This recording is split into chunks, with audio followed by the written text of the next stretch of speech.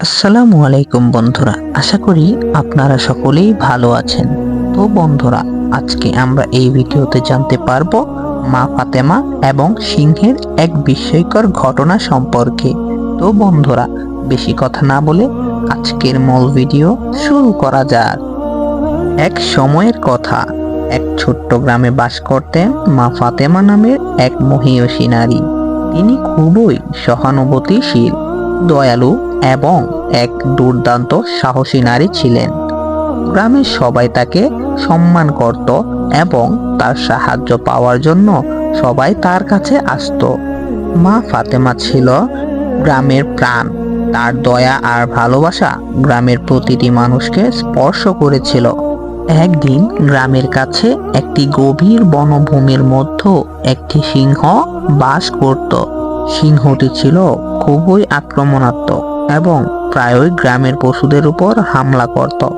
গ্রামের মানুষেরা একে একে নিয়ে খুবই ভয় পেত এবং কেউ সেই বনের কাছে যেতে সাহস পেত না। একদিন সিংহ আবার একটি গরুর উপর হামলা চালায়।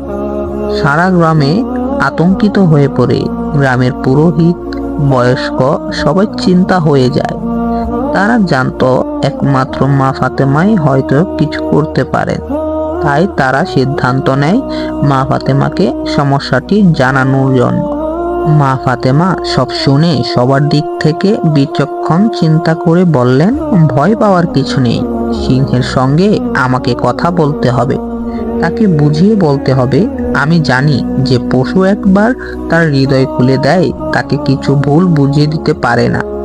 গ্রামের লোকেরা চমকে যায়। তারা ভাবতে থাকে এটা কিভাবে সম্ভব। কিন্তু মা ফাতেমা আত্মবিশ্বাস এবং সাহস দেখে তারা আর কিছু না বলে মা ফাতেমাকে অনুসরণ করে। মা ফাতেমা একটি লাঠি নিয়ে সিংহের বনের দিকে হাঁটতে শুরু করেন। কিছু দূর যেতে না যেতেই সিংহ তাকে দেখে গর্জন করতে শুরু করে।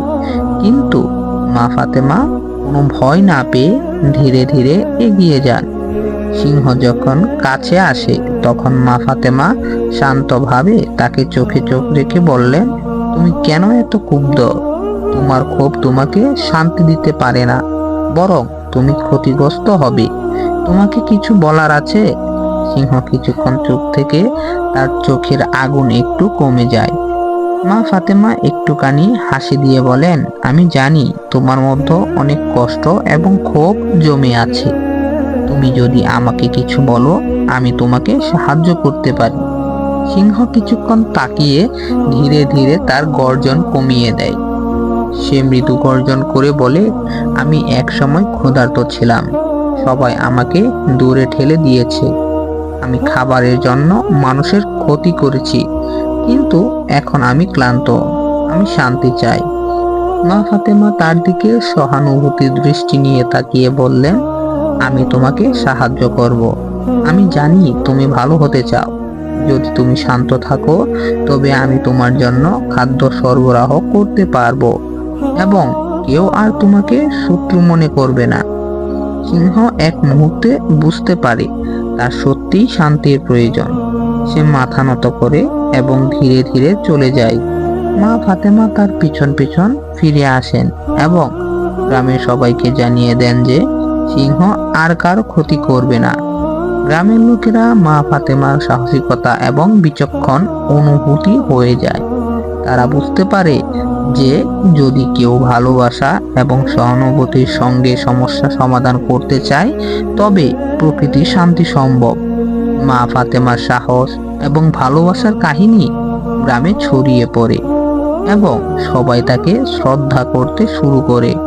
সিংহ পরে শান্তিতে জীবন কাটাতে থাকে, এখন আর মানুষের ক্ষতি করে না।